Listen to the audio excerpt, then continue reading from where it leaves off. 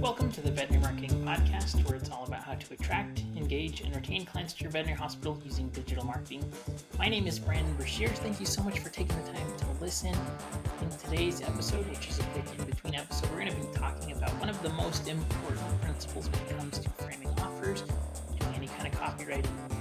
It helps you to get better response. We're going to talk about it. It's a principle called loss aversion. Before we begin, just a couple things. First, if you haven't done so already, be sure to subscribe on iTunes, Spotify, wherever you listen to the podcast at. Be sure to subscribe. And if you could share this one episode or the podcast with somebody you think would benefit from it, I would be deeply grateful. I appreciate you for listening, and I would love to have more of an impact in the veterinary industry. So if you're watching or listening, please share this with a colleague that you think could benefit. All right, let's jump into today's episode. So the principle that I want to talk about is called loss aversion. If I told you you could gain $100, or if I told you you're going to avoid losing $100, which one do you think is a better motivator? If you guessed losing $100, that is absolutely correct.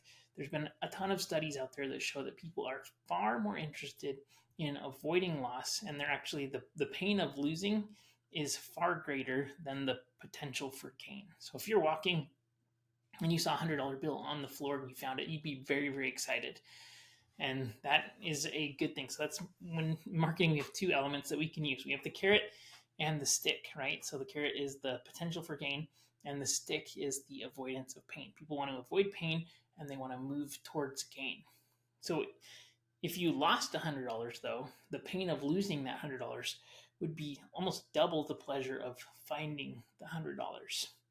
So it's a very, very important principle to note that in marketing, if you can use fear of loss as a motivator for people to take action, you're going to get a far better response. Now, I'm not saying you need to be fear-mongering or anything, but if you told somebody that they could potentially have their dog have a better quality of life if they did dental procedures, which is true, that is potential for gain.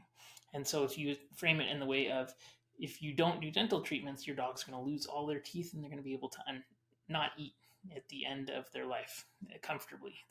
If you talk about that, that's going to be far more of a motivator, far greater motivator. So it's important to use both of those things in balance. Most people will only take action if they are, or they'll take action much more quickly if they fear losing something. So think about that. And you can use both of those in conjunction, right? So talk about fear of loss and then potential for gain. And there's actually three levers that I like to use. So one is the gain lever, which here's what you could get. The logic lever, here's why that's important. And people like to rationalize their emotional decisions. And then the fear lever. If you don't do this, here's what's going to happen and how you're going to miss out. So use those three things in combination. If you can add a little bit of sprinkle of status on top of it, that's even better, right? So it's not like you have to use only one of these things. But use all of those things in combination and you're going to get better response and better result. I hope this was helpful. Please be sure to subscribe on iTunes, Spotify, wherever you get your podcast from, and we'll see you on the next episode.